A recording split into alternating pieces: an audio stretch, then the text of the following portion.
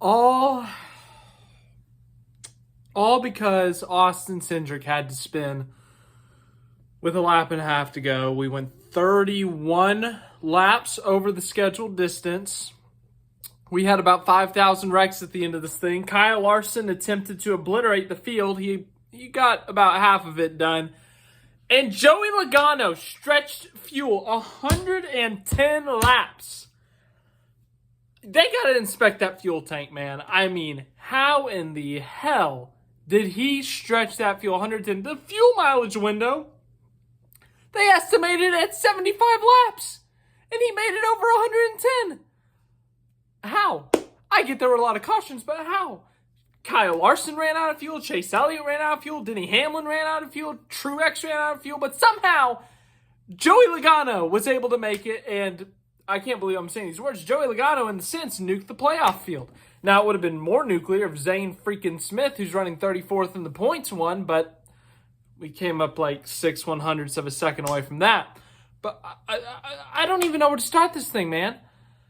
As I said, Kyle Larson looked like he was trying to get back at Denny Hamlin for all those times he's been run up by Denny Hamlin. I don't know if that's factually correct. I'm just speculating, but it looked like he was trying to bump the 11 out of the way, and he completely missed, and he absolutely, as I said, obliterated Ross Chastain. Chastain hard into the wall. Kyle Busch gets up the track. Kyle Busch, who was running in the top 5 for the whole last bit of this race, was suddenly back in the teens, but suddenly they gave him his 4th place back.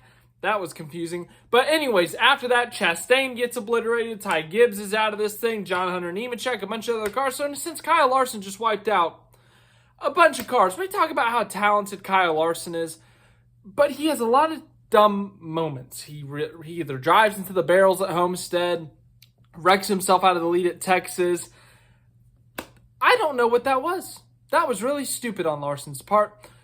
But anyways, if you can't tell, there's a reason I'm wearing this hat. It's because I don't know what I just watched.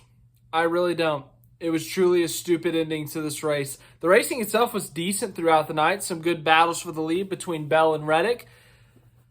But then, just as I said, once Austin Cindric spun with a lap and a half to go, this race went stupid mode. This race went into stereotypical NASCAR, running over each other, wrecking each other, and all that. And it came down to fuel mileage, which didn't help. We had 2 extra, 3 extra, 4 extra cautions because, as I said, Elliott ran out of fuel, Larson ran out of fuel.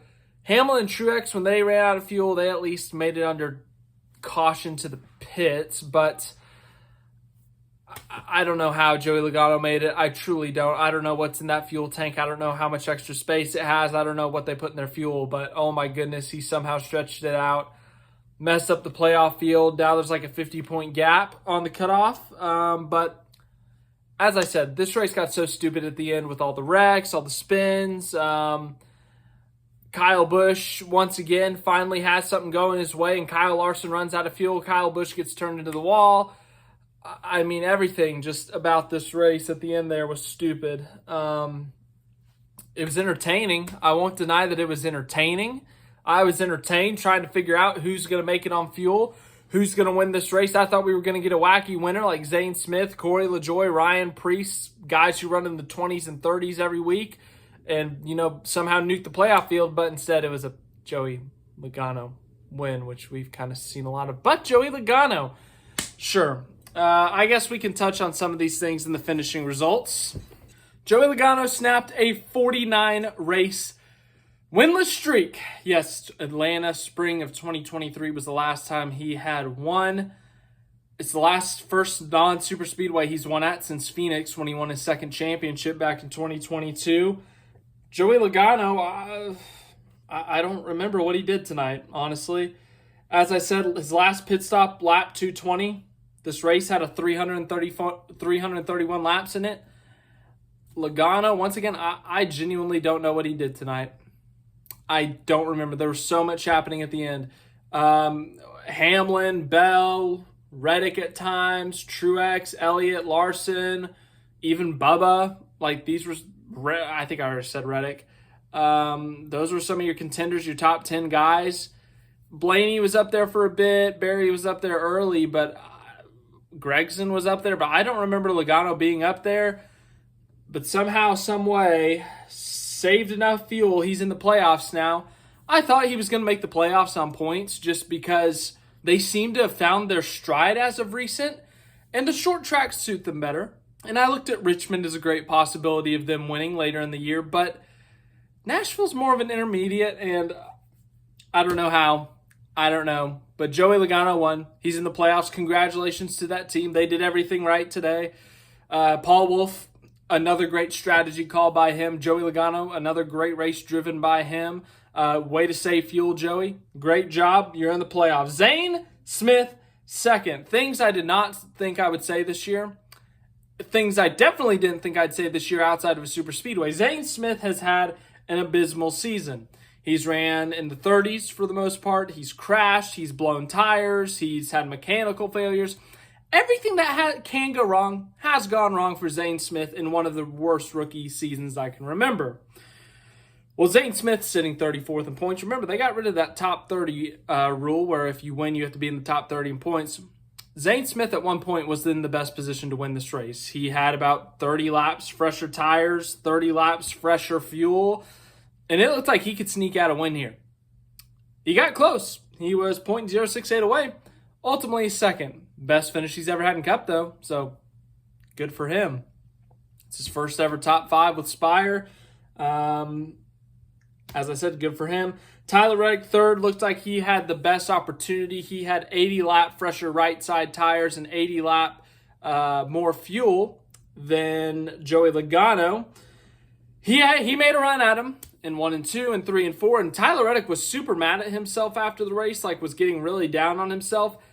I don't know if he was mad at himself or Joey Logano for the way he raced him, but Tyler Reddick was like pissed off in his post-race interview, so there was that. But Reddick finishes third. I thought he was going to get this thing done, but apparently not. Ryan Preece is fourth. Once again, just these guys, these results are so whack, so weird. It does not reflect today at all. It reflects the last 40 laps of this race, which were just stupid and chaotic. Fifth place, Chris Buescher. I will say Chris Buescher was in the top 10 for the majority of the day, so well-deserved finish for Chris Buescher. Had a great shot there at the end, but ultimately fell short. Top 5 for him. They need the points unless people keep winning. Sixth place, Ryan Blaney. They ran a very weird fuel strategy. The way the cautions fell, and they were going to try to make it about what Logano was trying to make it on that last stint back when we were in regulation. And ultimately, they pitted under green because they had to. They were running out of gas. And somehow, some way, with 30 to go, they're on pit road going a lap down. Ryan Blaney finishes 6th. That's how many crashes there were. That's how many cautions there were. And that's how many times Ryan Blaney was able to, I don't know. Bubba Wallace, 7th. Usually that's a great run. You know, top 10 finish. You're on the playoff cutoff line. You need these top 10 finishes. A guy below you in the points or close to you in the points ends up winning. So now Bubba's in a bad position points-wise. So, yep. Kyle Larson. Oh my goodness, Kyle Larson. What was that, man? Just absolutely obliterated Ross Chastain. I don't know what that was tonight. He got jacked up on one restart and he about took out the field again. And then he ran out of fuel, which, you know, that's something he can't really control. The guys on the pit box are telling him what to do, and, you know, he can't control when he runs out of fuel. But Kyle Larson took out a lot of cars tonight. Yeah, very talented driver. Ran top 5 most of this night, but when it came down to it in the late race restarts, I guess he really wanted to get back at Denny. That's my guess, and he just decided to take some people with him. So Kyle Larson somehow still gets a top 10 out of this thing. I think he has the regular season points lead now. I don't know. The points are whack right now. Daniel Hemrick got a top 10. I don't know. 10th place, Noah Gragson. Actually, he ran top 10 the majority of stage 3, so well-deserved. 11th, Allmendinger. He was on the other weird strategy with Blaney. Really good day for Colleague, actually. Probably the best results they've had in Cup this year. They've been terrible in Cup this year, but 9th and 11th, pretty good. 12th place, Denny Hamlin. What could have been for him? Top 3 car all day, top 2 car all day, really, compared to Christopher Bell. I'd say that was his only competition. late race restarts, late race cautions. Him and Ross Chastain, oh, take me back. Him and Ross Chastain had a fantastic battle for the win. They kept it clean. They kept it fair. Great defense by Chastain. Greater offense by Hamlin. Cindric spins with a lap and a half to go, and Hamlin has to settle for 12th because he ran out of fuel one of those times. 13th, Justin Haley. Another top 20 for Justin Haley. Another top 15 for Justin Haley. Great day for him. Alex Bowman, 14th. He's still well above the cutoff line. 15th is the guy who started it all, Austin Cindric. He didn't intend for all this to happen. It's just how it worked out. Carson Hocevar, 16th. Todd Gilliland, another top 20 and 17th. Speaking of top 20s, Chase Elliott drifts across the finish line in the grass to keep that top 20 streak alive. Somehow, some way, spun twice in this race, ran out of fuel once, and kept the top 20 streak alive. He's probably second or third in the points. Byron, 19th. LaJoy, 20th. Briscoe, 21st. He ran out of fuel on that last lap there. He pitted 2-3 laps later than Logano. 22nd, Suarez. Ty Gibbs, 23rd. His front end was destroyed. I don't know how he got a top 25. Truex got wrecked on the last lap. Keselowski, Barry, Kyle Busch. Kyle Busch is in must-win territory now for the playoffs. I cannot believe I'm saying that. Kyle Busch, with 7 races to go, is in must-win territory. Wow. We have reached quite the times. But he was running top 5 at the end of this thing. Had the great point stay going despite running in the 30s for the majority of this race. The way the strategy played out, they were in the top 5, but the stupid cautions at the end, the stupid wrecks, and ultimately just Larson running out of fuel just screwed him. Harrison Burton, 28th. Shocked he didn't fight Carson Hocevar after this one. Hocevar intentionally wrecked him under yellow, which that's going to be a penalty on Monday or Tuesday or Wednesday. Burton was pretty pissed. 29th, Corey Heim. Ran top 20 actually for a good chunk of this race, but late race shenanigans. Stenhouse, JHN, Austin Dillon, Ross Chastain played the strategy right at the end of this thing, had the lead, lost it, still had a shot at the win with the overtime restart, but unfortunately Kyle Larson just obliterated his hopes and dreams and his car. So feel bad for Ross Chastain. He was very classy in his post-race interview, though.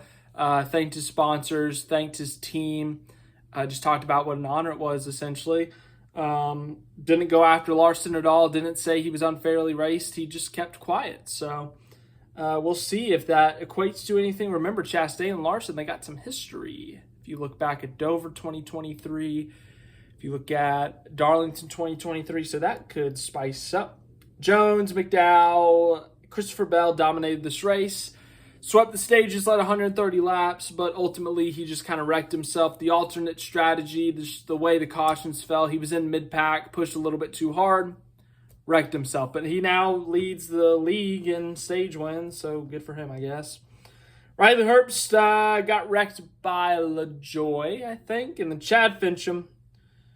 He was slow, man. Guys. I genuinely don't know what to say, man. This is one of the weirdest race recaps I've made because I genuinely don't know what to say because of how dumb it was. The racing itself up until late was great. Up until the overtimes, it was genuinely a great race. The great battle between Chastain and Hamlin at the end. Bell and Reddick fighting for the lead at one point. But come overtime with Larson just oversending it and just taking out Chastain. That was so stupid. Everyone running out of fuel. Everyone keeps on wrecking each other. Everyone making over-aggressive moves. And Joey Logano is in the playoffs. So I guess, one more thing. We got to check the playoff bubble. So playoff standings, 11 guys in on wins.